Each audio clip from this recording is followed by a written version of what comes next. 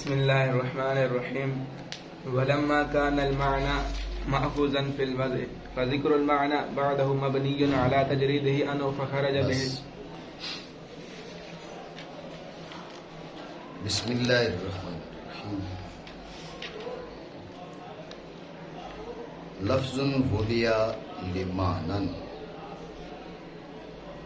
لفظ وضع لمعنى.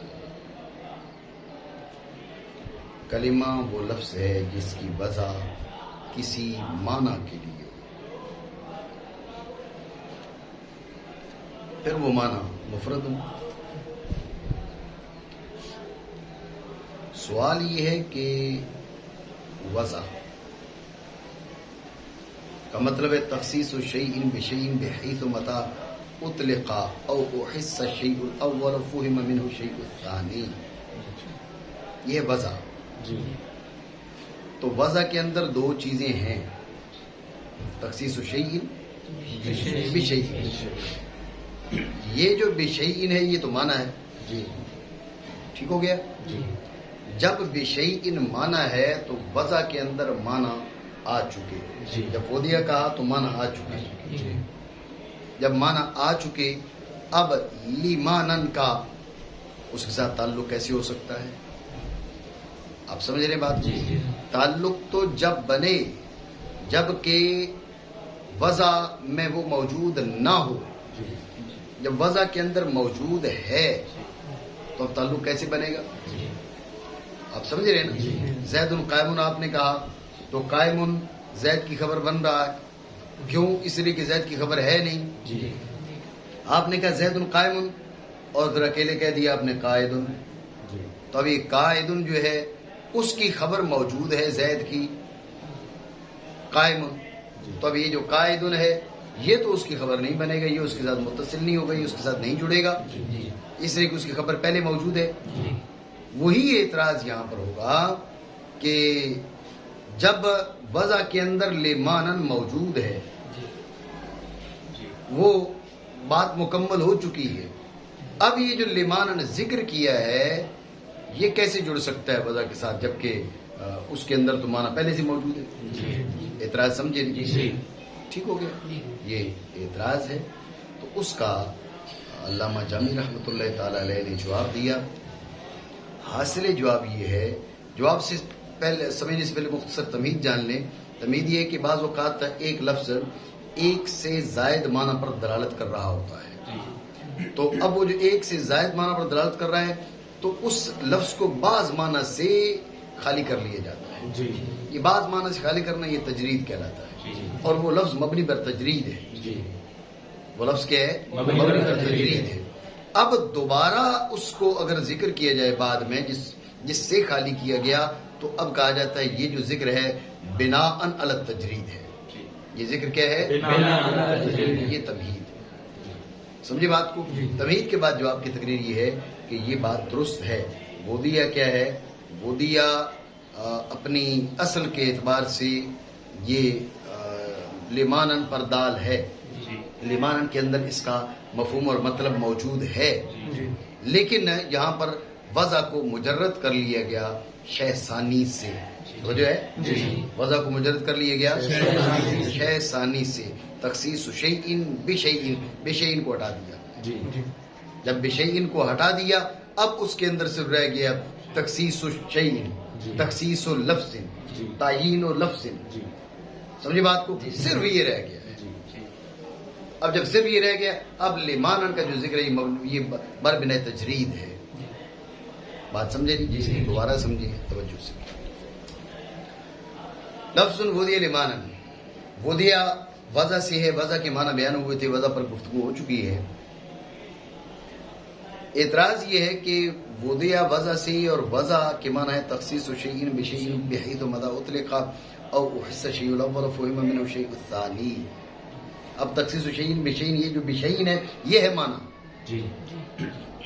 تخصیص شیء بشیء یہ جو شے ثانی ہے یہ معنی ہے.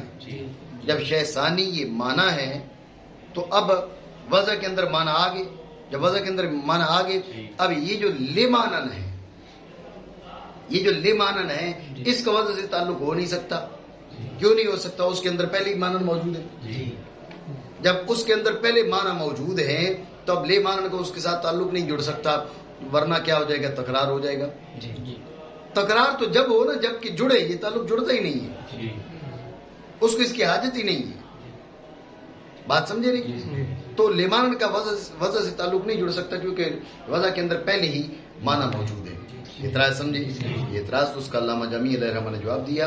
جواب سمجھنے سے پہلے مختصر تمہید یہ کہ بعض اوقات ایک لفظ ایک سے زائد معنی پر دلالت کر رہا ہوتا ہے تو اس لفظ کو اپنے بعض معنی سے خالی کر لیا جاتا ہے کسی بھی غرض سے، کسی بھی حکمت کے پیش نظر. حکمت اور نقطہ ہونا ضروری ہے، سمجھے نا؟ تو کسی بھی غرض سے، کسی بھی حکمت کے پیش نظر کیا کیا جاتا ہے؟ اس کو بعض معنی سے خالی کر لیا جاتا ہے. یہ خالی کرنا تجرید کہلاتا ہے. اب جس لفظ کو خالی کیا گیا ہے اس کو مبنی پر تجرید کہا جاتا ہے. اب اس جس سے خالی کیا گیا تھا اس کا جو دوبارہ ذکر ہے اسے ذکر بناء علی تجرید کہا جائے گا، بر بنا تجرید کہا جائے گا. بات سمجھو نہیں؟ ٹھیک ہو گیا؟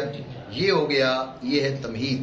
تمہید کے بعد جواب کی تقریر یہ ہے، علامہ جامی علیہ الرحمہ فرماتے ہیں کہ وضع کو ہم نے شہ ثانی سے خالی کر لیا ہے. وضع کو کیا کیا ہے؟ خالی کر لیا ہے. وضع کے معنی صرف رہے کہ تعیین و شیئن، بس بشیئن نہیں، تعیین و شیئن، کسی شے کو معین کرنا، کسی شے کو خاص کرنا. اب جب یہ ایک ہی رہ گیا تعیین و شیئن، اب شے ثانی سے ہم نے خالی کر لیا، اب شے ثانی بعد میں ذکر کر دیا لے معنی. بات اب سمجھے نہیں سمجھے؟ ٹھیک ہو گیا؟ جبکہ معنی محفوظ ہے وضع کے اندر تو معنی کا ذکر اس کے بعد مبنی ہے وضع کے معنی سے تجرید پر. توجہ ہے؟ ٹھیک ہو گیا؟ یہاں پر دو باتیں سمجھی. پہلی بات تو یہ ہے کہ جب آپ نے شے ثانی سے مجرد کیا وضع کو تو اب یہ جو بات ہے نا بحیث و متعوت نے کہا وہی سشی الاول و فہم من شیء ثانی، اس سے بھی مجرد ہو گئے از خود. سمجھے؟ جی. کیوں؟ اس لیے کہ یہ جو نا بحیث و متعوت لے کر اس سب کا تعلق شے ثانی کے ساتھ تھا. یہ شے ثانی کے لیے صفت کے درجے میں تھی. جب موصوف اٹھ گیا تو صفات از خود اٹھ گئی. تو یہ بات ذہن میں رکھیں کہ وضع کو آپ نے خالی کیا شے ثانی سے. جب شے ثانی سے مجرد کیا تو یہ مطلب نہیں کہ خالی شے ثانی نکلی ہے، شے ثانی کے ساتھ وہ جو شرطیہ تھا وہ بھی نکل گیا. بحیث و متعوت لکھا ہو اس سے شیء الاول و فہم من شیء ثانی، یہ سارا نکل چکا ہے. ایک چیز ہے توجہ ہے. دوسرا سوال یہ کہ ہم نے مانا کہ بھئی آپ نے کیا کیا ہے، وہ شے اول وضع کو مجرد کر دیا ہے. اس کو روکیں. تو دوسرا یہ کہ ہم نے مانا کہ وضع مبنی پر تجرید ہے، لیکن ابھی بات کرتے ہوئے میں نے آپ کو کہا کہ بنا بر تجرید کے لیے کسی نقطہ کا وجود ضروری ہے. تو آپ نے وضع کو مجرد کیوں کیا؟ کس سے؟ معنی سے. وجہ ہے آپ نے وضع کو معنی سے مجرد کیوں کیا؟ سوال سمجھے؟ تو اس کے دو جواب ہیں. پہلا جواب یہ ہے کہ علامہ جامی رحمۃ اللہ تعالی علیہ یہ بتا رہے ہیں کہ جو لمانن ہے اس کا ایک مخصوص فائدہ ہے. اس فائدہ پر تنبیہ کرنے کے لیے مصنف رحمہ اللہ تعالیٰ نے وضع کو پہلے مجرد کیا، لمانن ذکر کر کے اس فائدہ کی افادہ کی. اور وہ فائدہ کیا ہے؟ فائدہ ہے کہ صرف وضع کہتے تو اب یہ جو حروف تہجی ہے ان کی وضع نہ نکلتی، ان کی وضع نہ نکلتی. تخصیص و شیئن بشیئن،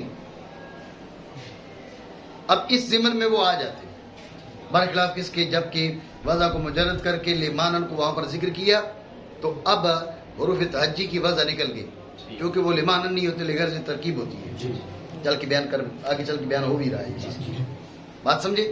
دوسری چیز یہ ہے کہ اگر لمانن کو یہاں ذکر نہ کیا جاتا، وضع کے اندر جو مذکور تھا اسی پر اکتفا کیا جاتا، تو یہ جو مفردن ہے، جو مانن کی صفت ہے، اس میں آگے جو احتمالات ہیں ان احتمالات میں ایک احتمال یہ بھی ہے کہ یہ मुफरद क्या है? ये माना की सिफत है, वजह है। अब ऐसे तो नहीं हो सकता था कि वज़ा के अंदर ज़िमनन जो मज़कूर है माना, तब ये मुफरदिन उसकी जाके सिफत बने।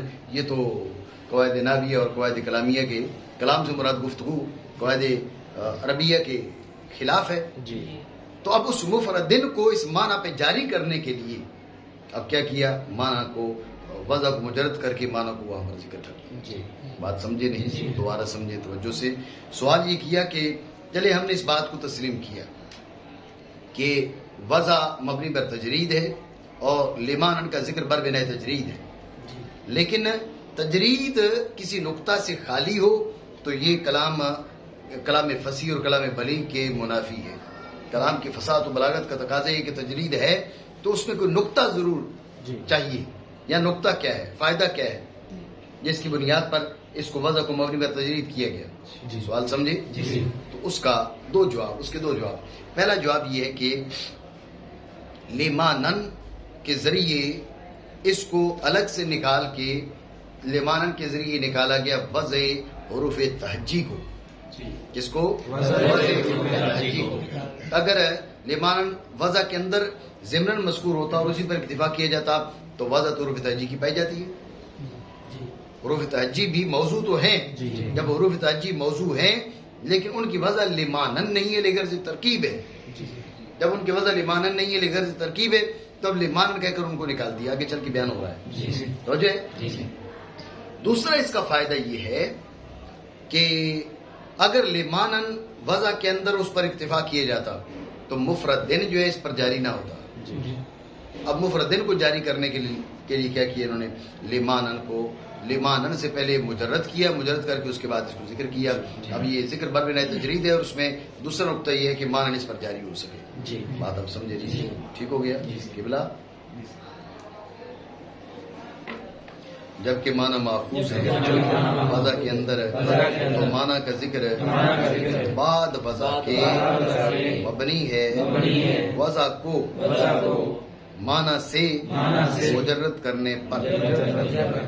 ठीक हो गया जी। फ़ख़रज बिहिल मुहमलात व अल्फ़ाज़ुद्दालतु बित्तबअ इज़ लम यतअल्लक़ बिहा वज़्अन व तख़सीसुन असलन। क्या हो गया आपको जी? कुछ नहीं? ठीक है, पढ़ें। वबाक़ियत हुरूफ़ुल हिजाइल मौज़ूअतु लिग़र्ज़ि तरकीब ला बिइज़ाइल माना वख़रजत बिक़ौलिही लिमानन इज़ वज़्उहा लिग़र्ज़ि तरकीब ला बिइज़ाइल माना। तवज्जो रखिए कि लफ्ज़ुन है दर्जा जिन्स में तमाम तरह अल्फाज को शामिल है। बोदिया ये फसल अव्वल, लिमानन फसल सानी, मुफरद फसल सालिस। वजह है तो अब लफ्ज़ुन तो तमाम अल्फाज को शामिल है।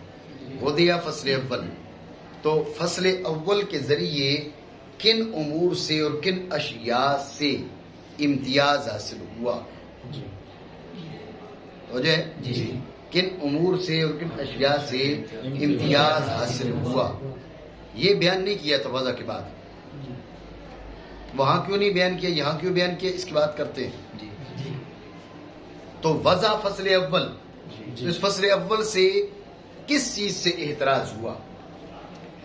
अल्लामा जामी अलैहिर्रहमा फरमाते जब बोला ना अल्फाज तो ज़हन में रखना मुहमलात, मौज़ूआत, ठीक है, और दाल्ला बित्तबा, दाल्ला बिल अक्ल, सारे अल्फाज दाखिल। लफ्ज़ जब बोला, जब कहा वो दिया, वज़ा बोला तो ज़हन में रखना मुहमलात निकल गए क्योंकि उनमें वज़ा नहीं है। अच्छा, वो भी निकल गए और दाल्ला बित्तबा भी निकल गए, दाल्ला बित्तबा भी निकल गए। आपने किया ये किया तो अब इसका मतलब है कि आपके सीने में खराश हो रही है। समझ रहे हो बात को? तो अब ये इसके लिए वजह थोड़ा ही है, ये इसके लिए वजह है। तो अब आपका साउंड चेंज हो जाए तो फिर कुछ और होना चाहिए। हर एक बंदे की अपनी आवाज होती है, समझ रहे हो? तो ये इसके लिए वजह नहीं है, ये इसकी दलालत है वजह सदर पर, क्या तबान, वजन नहीं। तो अब वदिया से मुहमलात भी निकले हैं और हुरूफ दाला भी तबा भी निकल गए। बात आप समझे नहीं? समझे? ٹھیک ہو گیا؟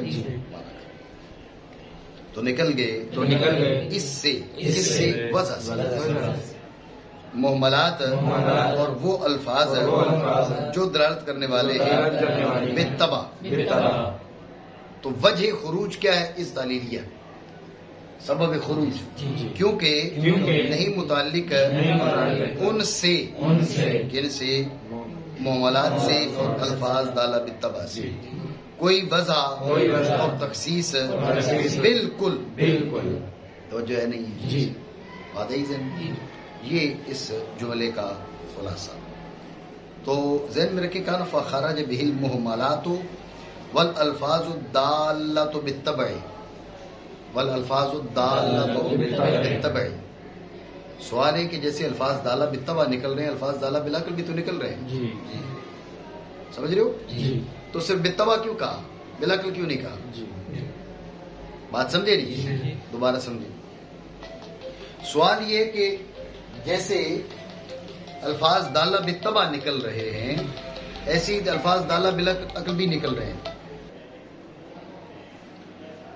تو سوال یہ ہے کہ جیسے دالہ الفاظ دالہ بالطبع نکل رہے ہیں، ایسے الفاظ دالہ بالعقل بھی نکل رہے ہیں، تو صرف دالہ بالطبع کیوں کہا؟ سمجھے بات کو؟ یہ سوال. تو اس کا ایک جواب یہ دیا جاتا ہے کہ مراد یہ ہے کہ دالہ بالطبع اور دالہ بالعقل دونوں نکل رہے ہیں. مراد یہی ہے.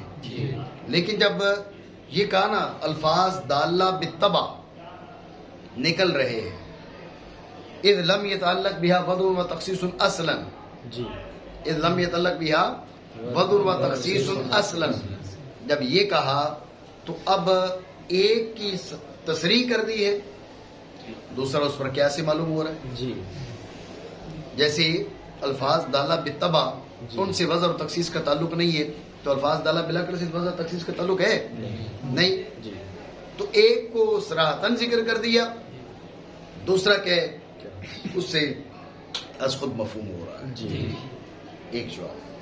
دوسرا جواب ہے کہ یہاں پر دالہ بالطبع جو ہے دالہ بالوضع کے مقابل وارد ہے. دالہ بالطبع کا مطلب یہ نہیں ہے کہ ما یدل بالطبع بے اقتضاء طبع، بلکہ ما لم يتعلق به وزن و تخصیص، اس میں دالہ بالطبع بھی آ گیا، دالہ بالعقل بھی آ گیا. دو احتمال ہیں. بات سمجھے نہیں؟ دوبارہ سمجھے توجہ سے. سوال یہ کہ جیسے دالہ الفاظ دالہ بالطبع اس سے نکل رہے ہیں، دالہ بالعقل بھی تو نکل رہے ہیں، تو صرف دالہ بالطبع کیوں بیان کی؟ تو اس کے دو جواب. پہلا جواب یہ کہ دالہ بالطبع کی تصریح کی ہے، اس کے بعد اس کی علت بیان کر دی ہے. اذ لم يتعلق بها وزن و تخصیص اصلا، جب علت بیان کی تو الفاظ دالہ بالعقل کا یہاں سے خروج از خود مفہوم ہو گیا. مراد دونوں ہیں، لیکن ایک کی تصریح ہے اور دوسرا التزام مفہوم ہو رہا ہے. بات سمجھے نہیں؟ بھائی دالہ بالطبع کیوں نکل رہے ہیں؟ کہا بھائی ان کے ساتھ وضع و تخصیص کا کوئی تعلق نہیں ہے، سب نکل رہے ہیں. توجہ ہے؟ تو جب الفاظ اس کے ساتھ وضع اور تخصیص کو کوئی تعلق نہیں ہے تو نکل رہے ہیں، تو الفاظ دالہ بالعقل بھی تو ایسے ہی ہوتے ہیں، وہ بھی نکل جائیں گے. توجہ ہے نہیں؟ بات سمجھے؟ یہ پہلا جواب. دوسرا جواب ہے کہ یہاں پر الفاظ الدالۃ بالطبع یہ مقابل ہے الفاظ الدالۃ بالوضع کا. تو الفاظ الدالۃ بالطبع کا مطلب یہ نہیں کہ ما یدل باقتضاء طبع، بلکہ ما لم يدل بالوضع، ما لیس فیہ دخل للوضع، جس میں وضع کا کوئی دخل نہ ہو. ما لم يتعلق به وزن و تخصیص اصلا، ما لم يتعلق به وزن و تخصیص اصلا، یہ مراد ہے. اب الفاظ دالہ بالطبع ان میں بھی وضع اور تخصیص کا تعلق نہیں ہوتا، اور الفاظ دالہ بالعقل ان میں بھی وضع تخصیص کا تعلق نہیں ہوتا. یعنی مطلب کیا ہوا؟ مطلب یہ ہوا کہ خاص بول کے عام مراد ہے. خاص بول کے عام مراد ہے. بولا ہے الفاظ الدالۃ بالطبع، مراد کیا ہے کہ ما لم يتعلق به وزن و تخصیص اصلا. مراد کیا ہے؟ ما لم يتعلق به وزن و تخصیص اصلا. بات سمجھو نہیں؟ ٹھیک ہو گیا؟ اور وہ الفاظ دلالت کرنے والے ہیں بالطبع. کیوں نکل گئے؟ اس تعلیل یہ کیونکہ نہیں متعلق ان کے کوئی وضع اور تخصیص بالکل. توجہ ہے؟ دوسرا سوال یہ ہوگا کہ وضع پر تخصیص کا عطف کیوں ہے؟ توجہ ہے؟ تو اس کے دو جواب. پہلا جواب تو وضع کے معنی کی طرف اشارہ کرتے ہو. جی ٹھیک ہے. دوسرا یہ ہے کہ تخصیص سے اشارہ کر دیا کہ یہاں پر جس وضع کو ما بالاحتراز بنایا جا رہا ہے وہ وضع تجریدی ہے. وہ وضع تجریدی ہے. ایک ہے وضع اپنے مکمل معنی کے لحاظ سے جس پہ شے ثانی ماخوذ ہو. جی شے ثانی ماخوذ ہو تو ذہن میں رکھنا اب تو حروف ہجا بھی نکل جائیں گے, جی حروف تہجی بھی نکل جائیں گے. جی نہیں نکلیں گے. نکلیں گے. تو حروف تہجی کو لمانن پر رکھا ہے. یہاں پر جس کو مابین اعتراض بنایا جا رہا ہے وہ وضع تجریدی کو بنایا جا رہا ہے. بات سمجھے؟ جی نہیں سمجھے؟ دوبارہ سمجھو دھیان سے. سوال یہ کہ جب کہا نا لم یتعلق بہا وضع, اس کے ساتھ وضع کا تعلق نہیں ہے, تو وہ تخصیص کیوں کہا؟ بس اتنا سوال. اس کا پہلا جواب ہے کہ اس کے معنی کی طرف اشارہ کرتے ہوئے وضاحت کے لیے. سمجھے بات کو؟ اس کے معنی کی طرف اشارہ کرتے ہوئے وضاحت کے لیے پہلا جواب. دوسرا جواب یہ ہے کہ یہاں پر تخصیص سے اشارہ ہے اس بات کی طرف کہ یہاں پر جس وضع کو مابل اعتراض بنایا جا رہا ہے وہ وضع تجریدی ہے. جس وضع کو مابل اعتراض بنایا جا رہا ہے وہ وضع تجریدی ہے. تو جو ہے نہیں, یہ مطلب نہیں ہے کہ وضع مجرد نہ ہو تو یہ بن سکتی ہے یا نہیں بن سکتی. وجہ ہے وضع مجرد نہ ہو تو یہ بن سکتی ہے یا نہیں بن سکتی. اس کو